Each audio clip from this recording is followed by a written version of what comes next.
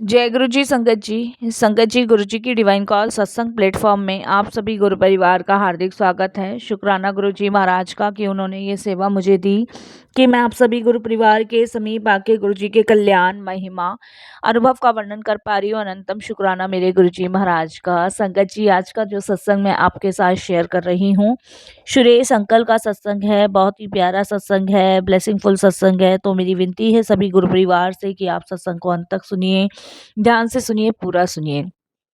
सत्संग का मतलब होता है सत्य का संग, और सत्संग हमें जब भी प्राप्त होता है जब गुरु कृपा होती है। तो हम सभी बड़े भाग्यशाली हैं कि हम पे गुरु कृपा हुई और हमें सत्संग सुनने का सौभाग्य प्राप्त हो रहा है। इसके लिए गुरु जी का अनंतम शुक्राना हम सभी को मिलकर करना चाहिए और सत्संग को पूरी श्रद्धा भाव से सुनना चाहिए।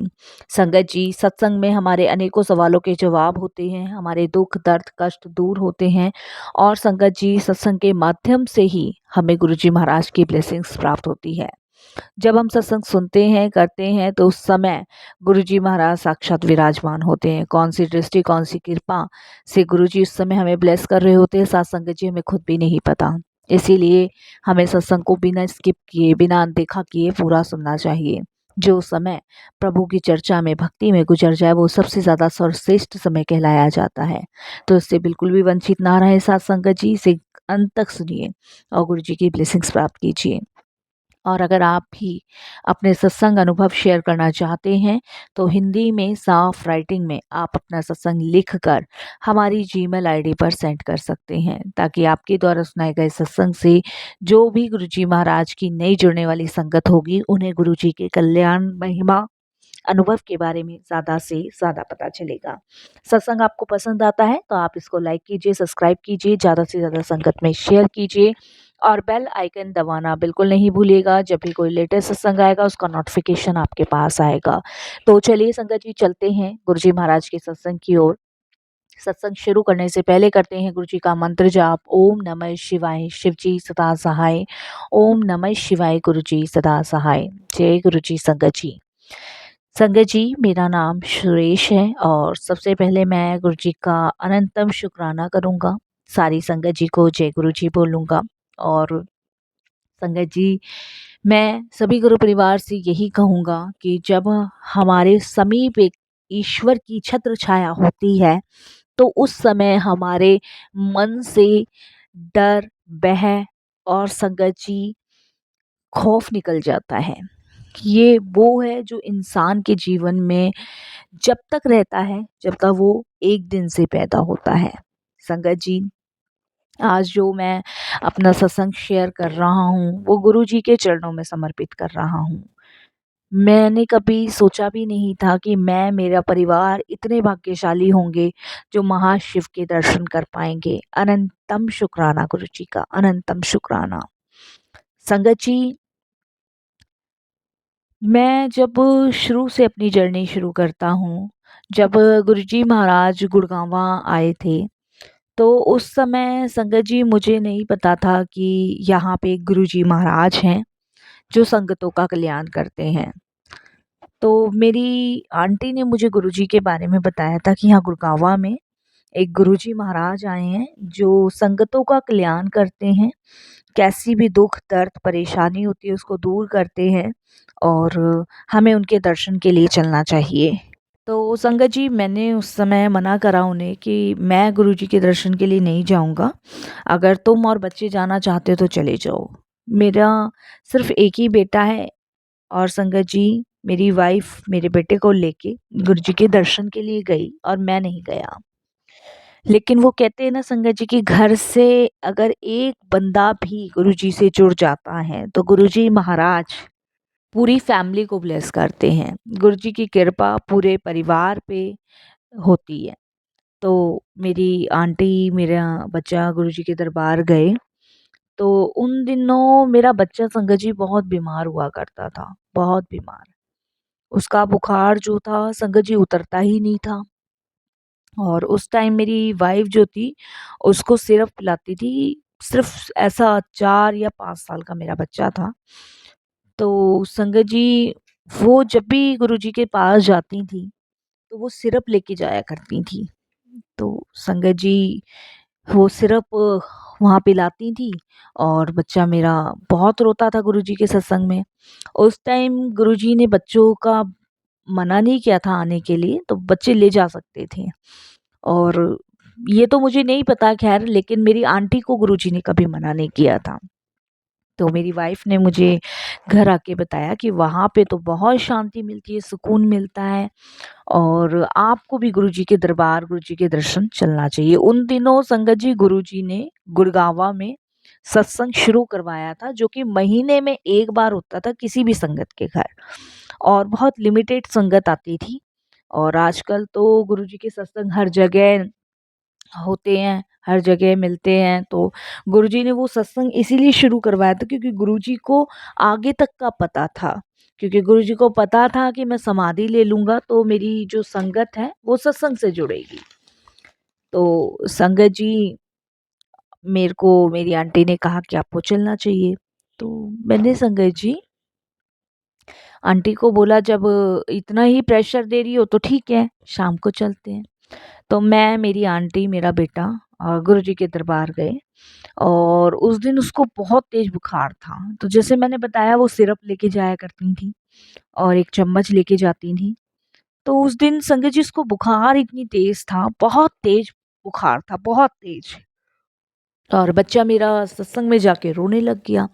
कभी इधर चुप करवाए मेरी आंटी, कभी उधर चुप करवाए, मैं पकड़ूं।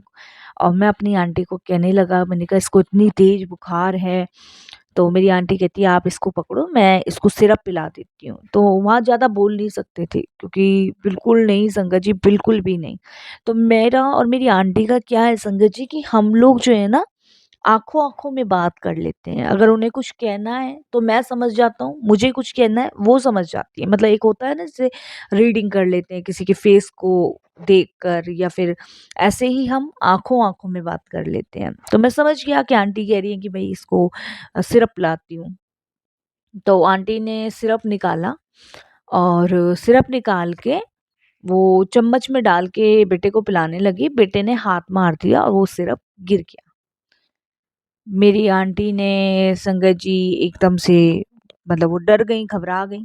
फिर उन्होंने सिरप डाला, फिर बेटे ने संगत जी हाथ मार के गिरा दिया, नहीं पिया। और बेटे को कभी चुप करवाएँ, कभी गले से लगाएँ, कुछ करें। और गुरुजी महाराज देख रहे थे और गुरुजी महाराज ने संगत जी कुछ बोला तो नहीं। इतने में संगत जी, मेरी आंटी ने एकदम से मन ही मन में मेरे बेटे के सर के ऊपर हाथ रखा और गुरुजी का मंत्र जाप करना शुरू कर दिया। संगत जी, जैसे मेरी आंटी ने बेटे के सर पे मंत्र जाप, हाथ रख के मंत्र जाप करना शुरू किया, वैसे वैसे 2 मिनट के अंदर मेरा बेटा बिल्कुल शांत और चुप हो गया। और संगत जी उसके बाद धीरे धीरे जो उसका इतना तेज बुखार था वो कम होना शुरू हो गया। मतलब हम 2 ढाई घंटे बैठे और 2.5 घंटे तक मेरा बच्चा बिल्कुल सो चुका था, कोई बुखार नहीं था, कुछ नहीं था। हमने पूरा सत्संग अटेंड किया। मैं बड़ा ताज्जुब, मैंने कहा ये बुखार एकदम से कैसे उतर गया? एकदम से, जबकि दवाई भी नहीं ली बच्चे ने। हमने आज्ञा ली और हम वहाँ से गए। तो गुरुजी का क्या होता था कि हर संगत को रोज नहीं बुलाते थे, किसी संगत को किस दिन, किसी संगत को किस दिन। तो हमें गुरुजी ने 3 दिन बाद आने को कहा था। तो मैंने गुरुजी की आज्ञा ली, मेरी आंटी ने ली और हम घर आ गए। मैंने अपनी आंटी से पूछा कि तुमने इसको दवाई भी दी, इसने दवाई भी फेंक दी, तो उसका बुखार कैसे उतरा? तो मेरी आंटी बोली कि उस दिन जब मैं गुरुजी के यहाँ सत्संग में गई थी ना, तो कोई आंटी अपना सत्संग शेयर कर रही थी, तो उन्होंने बताया था कि गुरुजी के मंत्र जाप में बहुत शक्ति है। जब भी आप दुखी हो, जब भी आप परेशान हो, जब भी आप बीमार हो, तो आप अपने ऊपर, सर के ऊपर अपना हाथ रख के गुरुजी का मंत्र जाप शुरू कर दो। आप उस समस्या से बाहर निकले आओगे और वो परेशानी भी आपकी खत्म हो जाएगी। इस मंत्र जाप से हमारे हर एक दुख कष्ट दूर होते हैं। तो मैंने कहा अच्छा। तो गुरुजी ने हमें 3 दिन बाद बुलाया था। तो संगत जी, मेरी जो मामी जी हैं, उनकी डेथ हो गई थी और हमें संगत जी देहरादून जाना था। तो संगत जी देहरादून हम लोगों ने जाना था, तो मैंने मेरी वाइफ ने डिसाइड किया कि भई हम कल जाएँगे और परसों तक लौट आएँगे, शाम को गुरुजी के यहाँ जाएँगे। तो हम लोग संगत जी गाड़ी हमने करी और गाड़ी से निकल गए। तो गाड़ी मेरा उस समय संगत जी ड्राइवर चलाता था। तो जब हम निकले तो संगत जी हाईवे पे हमारा बहुत तगड़ा एक्सीडेंट हुआ और गाड़ी 1 नहीं 2 नहीं 3 बार ठुकी और जाके एक गड्ढे में गिरी और गड्ढे से गाड़ी जब गिरी तो गाड़ी हमारी उल्टी हो गई। संगत जी उस टाइम मेरे सर में चोट लगी। मेरा बच्चा जो था वो भी पलट गया, मेरी आंटी भी, ड्राइवर भी। और मुझे ऐसा लगा जैसे कि मतलब मैं पता नहीं कौन से उसमें जाता जा रहा हूँ। और फिर एकदम से मुझे झटका सा लगता है और जैसे कि मैं पता नहीं कहाँ ऐसे डेंजर ज़ोन में जा रहा था और एकदम से वापस आ जाता हूँ। जैसे ही मैं वापस आता हूँ, तो उस टाइम मेरी आंटी के पर्स में गुरुजी का स्वरूप हुआ करता था। स्वरूप बड़ी मुश्किल से मिलता था उस टाइम पे। जिसे गुरुजी की आज्ञा होती थी उसे ही मिलता था, वरना अब तो मिल जाता है बहुत आसानी से, उस टाइम नहीं। तो संगत जी उस टाइम फिर गुरुजी का स्वरूप मेरी आंटी के पर्स में था, तो मेरे को एकदम होश आया। मैंने अपनी आंटी की तरफ देखा और ड्राइवर की तरफ देखा, सब उल्टे थे और संगत जी जो विंडो वाली खिड़की होती है, भीड़ लग गई काफ़ी। लोगों ने हमें वहाँ से निकाला विंडो की खिड़की खुल के और मैं निकला, मेरा बच्चा निकला, आंटी निकली, ड्राइवर निकला।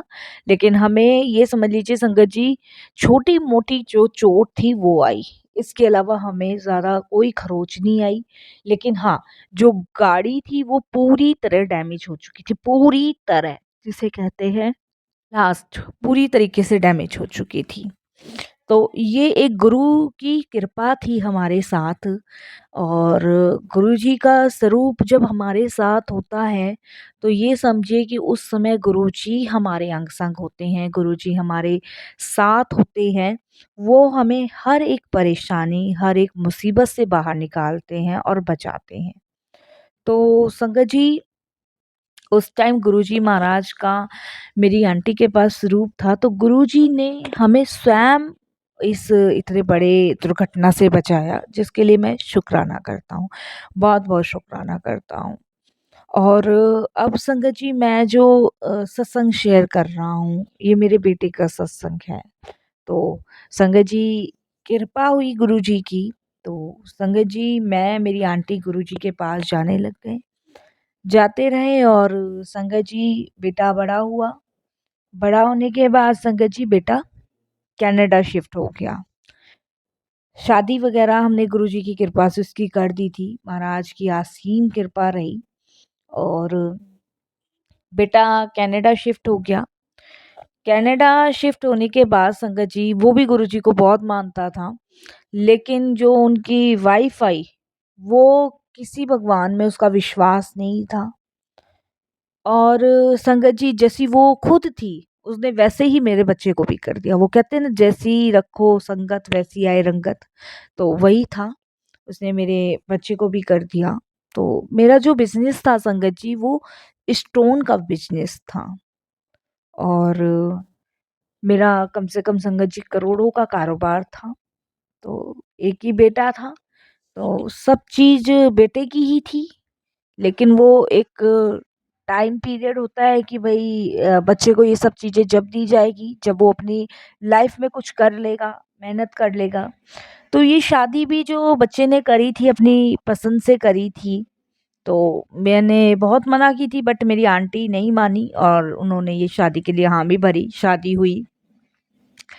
शादी होने के बाद संगत जी बेटा कनाडा शिफ्ट हो गया और बहू भी कनाडा शिफ्ट हो गई। तो बेटा जो करता था, वो एक कंपनी में जॉब करता था कनाडा में और हम लोग संगत जी दिल्ली में ही थे, करोल बाग। तो संगत जी कभी बात हो जाया करती थी, कभी बात नहीं होती थी, ऐसा था। तो एक दिन संगत जी बेटे का फ़ोन आया और मेरी आंटी अक्सर संगत जी गुरुजी से ये ज़रूर प्रे करती थी कि गुरुजी मेरे बेटे बहू यहीं मेरे पास दिल्ली में ही आ जाए। और वही है, माँ की आत्मा तो संगत जी करती ही है। तो वो प्रे करती थी, तो एक दिन बेटे का फ़ोन आया और उसने अपनी मम्मी के सामने रोना शुरू किया कि मेरे से बहुत बड़ी गलती हो गई जो मैं आप लोगों को यहाँ दिल्ली में छोड़ गया और मेरे को आपकी याद आती है। मतलब ये एक जिसे कहते हैं ना फुल एंड फाइनल ड्रामा वो किया। लेकिन हमारे गुरुजी महाराज कहते हैं ना, हर एक चीज़ से हमें बाहर निकालते हैं, बचाते हैं। तो फुल एंड फाइनल ड्रामा किया। तो मेरी आंटी को मैंने बोला कि कैसे बदल सकता है भाई, और बदलने वाला बंदा तो एकदम बदल जाएगा और वो नहीं बदल सकता क्योंकि वो अपनी वाइफ की संगत में है। मेरी आंटी कहती कि नहीं नहीं, आपको नहीं पता, वो बदल चुका है। आशु नाम था मेरे बच्चे का। तो आंटी बोली नहीं नहीं, बदल चुका है, एक मौका देना चाहिए। और मेरा बेटा कहते कि मैं मम्मा पापा आपको ना कनाडा ले जाना चाहता हूँ। तो संगत जी मैंने मना किया, मेरी वाइफ नहीं मानी। मेरी वाइफ बोली नहीं, मैं बेटे के साथ रहूंगी, बहू के साथ रहूंगी। अब ये लोग बदल चुके हैं, चेंज हो चुके हैं। तो संगत जी मैंने अपनी वाइफ को बहुत मना किया, नहीं मानी। तो ठीक है, नहीं मानी तो अब वाइफ जा रही है तो फिर मैं भी जाऊंगा। तो हम लोगों ने संगत जी यहाँ से लॉक लगा के और कनाडा हम अपने बेटे के साथ चले गए। संगत जी गुरुजी का शुक्राना किया। और मेरी वाइफ गुरुजी का स्वरूप हमेशा अपने पास रखती हैं, लेके जाती हैं जहाँ भी जाती हैं। कनाडा पहुँचे, कनाडा पहुँचने के बाद तो संगत जी कुछ टाइम तो बेटे बहू का जो रवैया था वो ठीक रहा। और मेरे को भी यही लगा कि अब शायद बदल चुका है बेटा भी और बहू भी। तो संगत जी कहते हैं ना कि माँ की आत्मा गलत चीज को भी छुपाती है। तो वही मेरी वाइफ का था।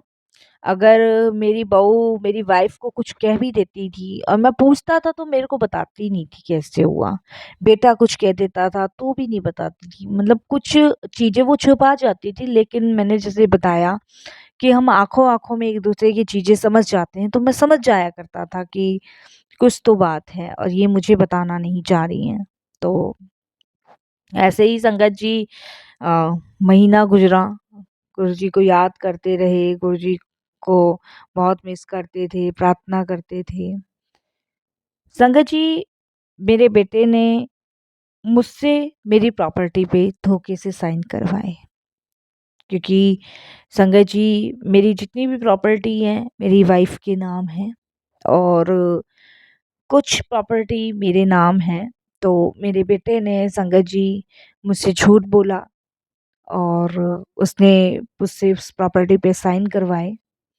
और ये समझिए मेरी वाइफ से भी उन लोगों ने साइन करवाए। कोई सेवा हम लोगों की उन्होंने नहीं करी।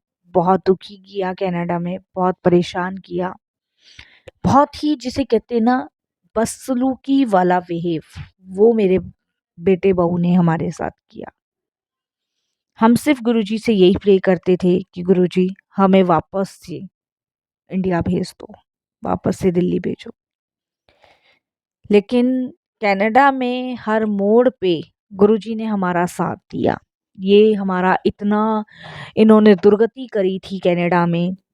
मेरी वाइफ पूरे पूरे दिन काम में लगी रहती थी।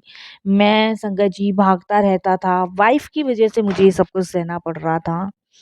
उसके बाद संगत जी हम लोग अपने बेटे बहू को कहते थे कि हमें वापस जाना है, तो मना कर देते थे क्योंकि वहाँ मेड नहीं मिलती थी। तो मेड का काम मेरी वाइफ से करवाया जाता था। और ये दोनों के दोनों अपनी अच्छी आनंद में ज़िंदगी जी रहे थे, ऐशो भरी ज़िंदगी जी रहे थे। उसके बाद संगत जी हम बहुत परेशान थे वहाँ पे। हमने गुरुजी से प्रे करी। वो कहते हैं ना, आप जब भी परेशान हो तो गुरुजी के स्वरूप के सामने बैठ के अरदास करो। मेरी आंटी ने मैंने गुरुजी के स्वरूप को रख के अरदास करी। और संगत जी उसके बाद शाम के समय मैं दूध लेने जाया करता था कनाडा में। और जहाँ हम लोग रहते थे उससे 20 या 15 मिनट की दूरी पे ही था, तो मैं पैदल जाया करता था।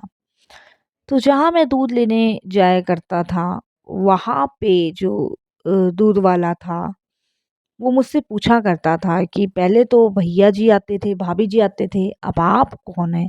तो मैंने उन्हें बताया कि भई मैं ऐसे-ऐसे हूँ। तो ऐसी बातचीत उनसे चलती रही और मैं अचानक से उनसे पूछ बैठता हूँ, यहाँ कोई गुरुजी का सत्संग नहीं होता है क्या? तो उन्होंने कहा, गुरुजी वो छतरपुर वाले गुरुजी? मैंने कहा हाँ।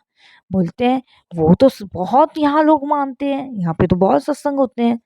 तो उन्होंने हमें संगत जी एक सुषमा आंटी का नंबर दिया और उन्होंने बोला कि परसों इनके यहाँ सत्संग है, आपने सही टाइम पे पूछा।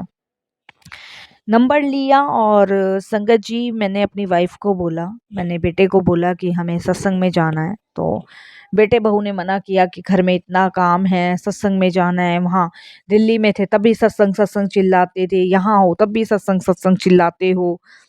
तो मेरी वाइफ ने मेरे बेटे को कहा कि बेटा हम जल्दी आ जाएंगे, देर नहीं लगाएंगे।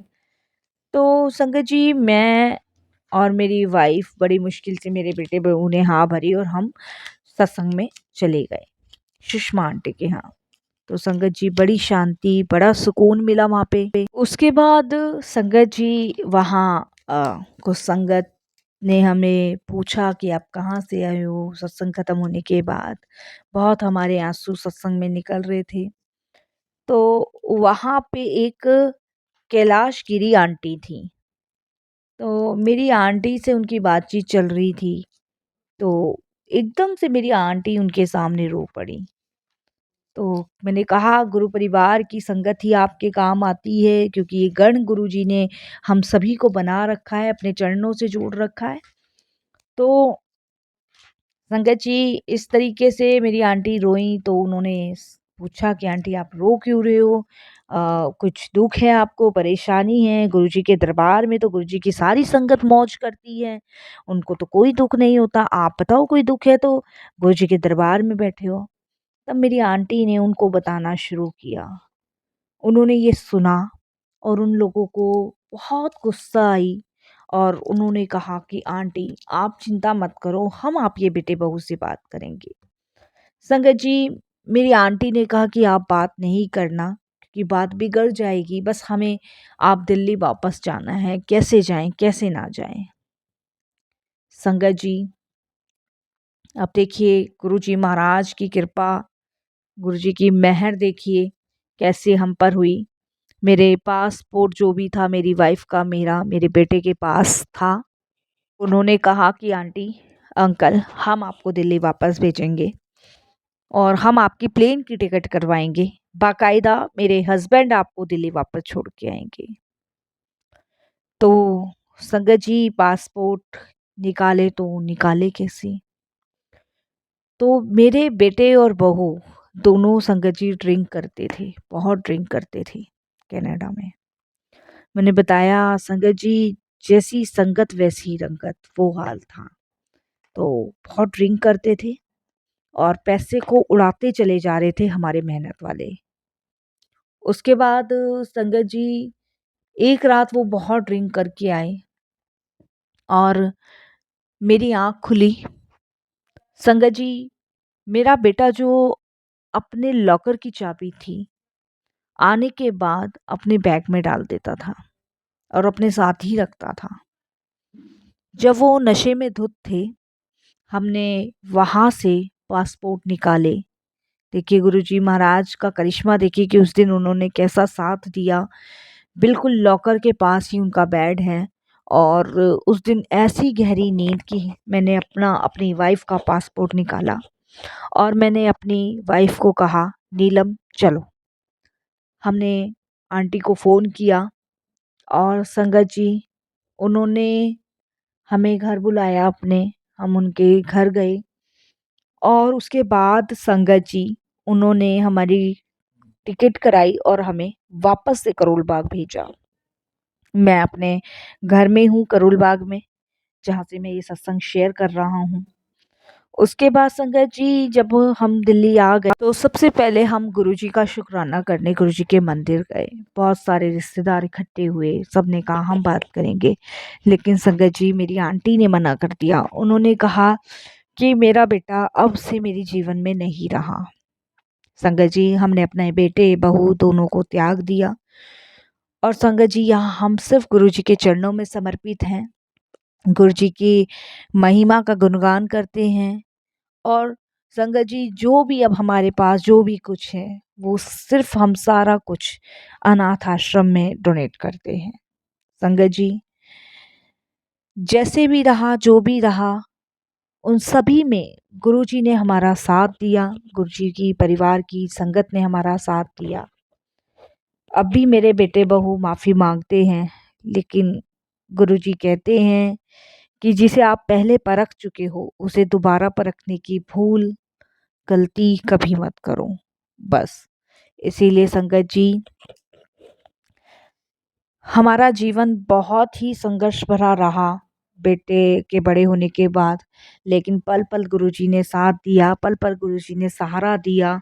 और शुक्राना करता हूँ मैं उन सारी संगतों का जो कनाडा में रहती हैं, जिन्होंने अपना परिवार जान के और अपने इस गुरु परिवार की संगत का ध्यान रखा, उसकी मदद की। तो ये सब गुरुजी की मेहर है, गुरुजी की कृपा है, माध्यम गुरुजी बना ही देते हैं। अगर शायद संगत जी वो लोग नहीं मिलते, तो शायद पता नहीं हम कभी आ पाते यहाँ दिल्ली। तो शुक्राना गुरुजी, अनंतम शुक्राना। और यहीं मैं अपने सत्संग को भी विराम देता हूँ गुरुजी के मंत्र जाप से। ओम नमः शिवाय, शिव जी सदा सहाय। ओम नमः शिवाय, गुरुजी सदा सहाय। सत्संग लंबा हो जाएगा, इसलिए यही मैं अपनी वाणी को भी विराम देता हूँ। जय गुरुजी, शुक्राना गुरुजी।